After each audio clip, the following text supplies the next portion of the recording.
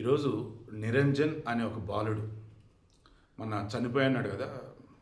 డ్యూచెన్ muscular dystrophy అని చెప్పేసి ఒక రకమైనటువంటి రేర్ డిసీజ్తో బాధపడుతూ మంచానికే పరిమితమై ఉన్నాడు పిల్లోడు. సో ఎక్కువ కాలం బ్రతకడని కూడా చెప్పున్నారు. జూన్ 17న మన పవన్ కళ్యాణ్ హనుమకొండలో ఉన్నటువంటి ఆ పిల్లోడి ఇంటికి వెళ్ళి గణేష్ గోల్డ్ తాకట్టులో ఉన్న బంగారాన్ని విడిపించి కొనబడును. సంప్రదించండి 9966511144. ఆ పిల్లోడిని ప్రేమగా దగ్గరికి తీసుకొని ఎంతో సంతోషంగా ఆ పిల్లోడితో ముచ్చటించాడు కాసేపు. అది చూసిన తర్వాత రాక్షసుడికైనా శత్రువుకైనా పవన్ కళ్యాణ్ చేసింది చూసి నచ్చాలి, మెచ్చాలి. ఇవన్నీ కాదంటే మూసుకొని సైలెంట్గా కూర్చోవాలి.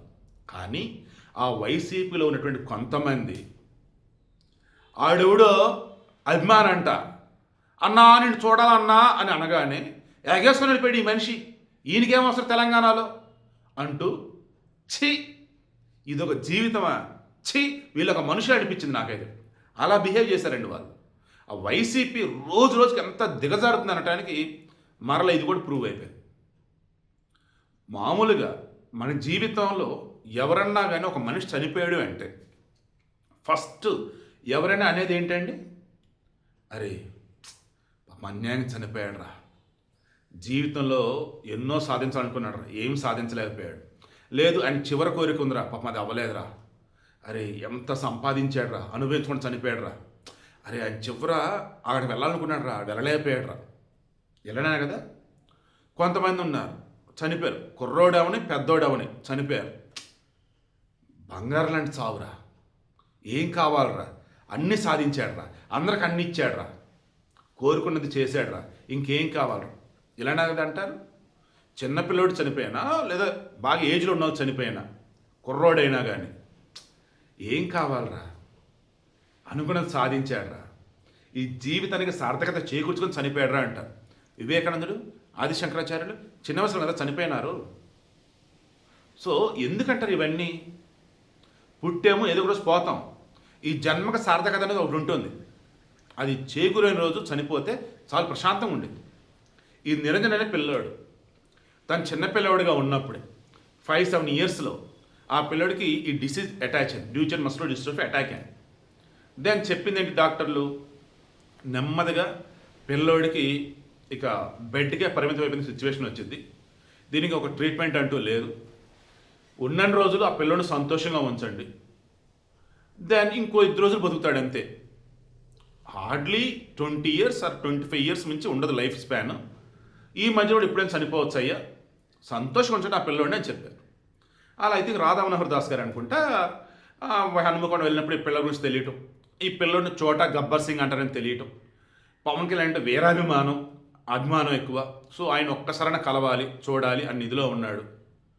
ఇంకా జనసేన వాళ్ళకి చెప్పారు, ఇక పవన్ కళ్యాణ్ కదా, ఇక అభిమాని చిన్నపిల్లాడు ఆ రకంగా మనసానికి పరిమితం ఉండి కూడా కలవరుస్తున్నాడు అంటే సంతోషంగా కలవాలి కదా. వచ్చాడు, కలిశాడు.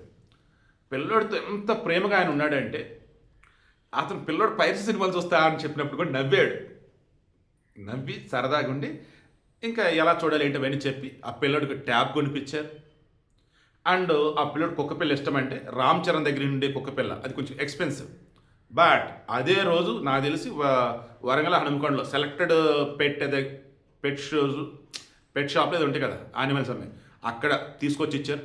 ఆ కుక్క వాళ్ళ ఇన్ఫెక్షన్ చాలా తక్కువ ఉండిద్ది అండ్ చిన్నగా నీట్గా ఉండిద్ది. అది రామ్ చరణ్ దగ్గర చూశారు కదా, వాళ్ళ పాప క్లీన్ కార్ ఒక పక్క పట్టుకుంటూ ఇంకో పక్క వాళ్ళ పేర్లు ఒక కుక్కను పట్టుకునేవాళ్ళు. చాలామంది ఏంటో ఇది అనుకున్నారు, బట్ అది చాలా బాగుంటుంది అంట ఆ కుక్క. సో ఆ కుక్కని ఇచ్చారు అండ్ ఆ పిల్లలకు ₹1,00,000 ఇచ్చి తక్షణ సాయం అన్నట్టుగా ఇచ్చి ట్రీట్మెంట్కి అయ్యేది అంతా కూడా ఇక్కడి నుంచి మేమే చూసుకుంటాం అన్నారు. ఆ తర్వాత జనసేన తరఫున డాక్టర్లు అంతా కూడా వచ్చి ఆ పిల్లల ట్రీట్మెంట్ అంతా మేము చూసుకుంటాం, మీరు ధైర్యంగా ఉన్న పేరెంట్స్ చెప్పారు. అండ్ ఆ పేరెంట్స్ సంబంధించి ఎలా ఏంటిని ప్రజెంట్ అద్దీంట్లో ఉన్నారు, దాన్ని సొంత ఇల్లు కట్టుకునే విధంగా తోడ్పడి అందిస్తామని చెప్పారు. బతకాలి అన్నప్పుడు కాకతీయ క్యాంటీన్లు గతంలో పనిచేసేవాళ్ళంటే సరే మీ సొంతంగా మీ కాలంలో నిలబడటం కోసం డబ్బులు మేమే ఇస్తాం, క్యాంటీన్ పెట్టుకోండి అన్నారు.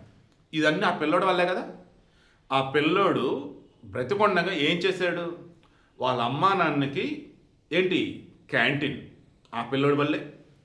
వాళ్ళ అమ్మా నాన్నకి ఇల్లు రాబోతుంది ఈ పిల్లోడి వల్లే. అండ్ ఆ పిల్లోడికి అక్క చెల్లె ఉన్నారు. ఆ బిడ్డకి అయ్యే చదువు అంతా జనసేన తీసుకుంటుంది ఖర్చు. అదంతా ఈ పిల్లోడి వల్లే. ఇక ఆ పిల్లోడికి ఉన్న కోరికలు ఏంటి? పవన్ కళ్యాణ్ కలవాలి. పవన్ కళ్యాణ్ ఇంటికి వచ్చి కలిశాడు.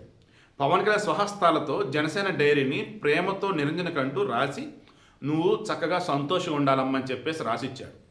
తిరుమల శ్రీవారి యొక్క పట్టు వస్త్రం ఆ పిల్లోడికి కప్పాడు. తిరుమల శ్రీవారి దగ్గర నుంచి తలంబ్రాలు అక్షింతలు అనాలి, అక్షింతలు తీసుకుని వచ్చి ఆ పిల్లోడికి ఇచ్చున్నారు. తర్వాత పట్టు వస్త్రం కప్పున్నారు. శ్రీవారి ప్రసాదం తీసుకొచ్చున్నారు. ఇక ఇంతకు మించి డ్యూచెన్ మస్కులర్ డిస్ట్రోఫీతో ఇబ్బంది పడుతున్న ఒక పిల్లోడు ఇంతకు మించి తన జీవితంలో సాధించేది ఏమైనా ఉంటుందా? మీరు చెప్పండి. అండ్ మనం బండ్ల గణేష్ వచ్చి ఇంకో 5 లక్షలు సాయం చేశాడు. ఆ పిల్లోడు పుట్టినటువంటి జీవితానికి ఆల్మోస్ట్ ద బెస్ట్ వేలో అన్నీ ఫుల్ఫిల్ చేశాడు.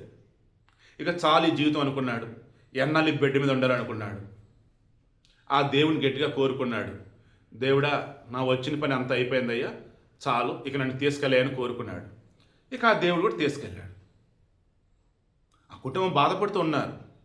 కానీ ఒక్కసారి ఈ కార్యక్రమాలు ఇవన్నీ అయిపోయిన తర్వాత వాళ్ళు ఆ పిల్లోడిని తలుచుకుంటే తను అనుకునే మొత్తం సాధించే చనిపోయాడు, పోనీలే వరం లాంటి చావు, ఇలాగే అనుకుంటారు వాళ్ళు. సో నాకు కావ్యాస్ మీడియాలో ఈ టాపిక్ అడిగినప్పుడు 2-3 నిమిషం వచ్చి రాదండి అన్నాను. పర్లేదండి అదే ఇవ్వండి అన్నారు. వీడియో స్టార్ట్ చేసిన తర్వాత నిజంగా ప్రతి వర్డ్ నేను ఫ్రేమ్ చేయాలి, ఇప్పటికిప్పుడు చెప్పా అంతే. ఇప్పటికైనా మానవత్వం అనేది ఒకటి ఉంటుంది, దాంతో బతకండి. ఆ వైసీపీలో మానవత్వంతో ఉన్న వాళ్ళు ఒక్కలన్నా మీరు చూపండి. కింద కామెంట్లో వాళ్ళ పేర్లు చెప్పండి. అది ఒక రాజకీయ పార్టీయా? అందులో ఉన్నోళ్ళు మనుషులా? ఛీ! మొన్న ఆ పిల్లోడిని పవన్ కళ్యాణ్ వెళ్ళి కలిసినప్పుడు వాళ్ళు మాట్లాడిన మాటలు ఇప్పుడు నా చెవులు తిరుగుతోని ఏం మనుషులు రా అన్నట్టు. బట్ నిరంజన్, నీ ఆత్మకు శాంతి చేకూరాలి నాయన. అండ్ మరుజన్మ అంటూ ఉంటే గొప్పవాడిగా జన్మించు. మనస్ఫూర్తిగా దేవుని కోరుకుంటూ ఉన్నాను.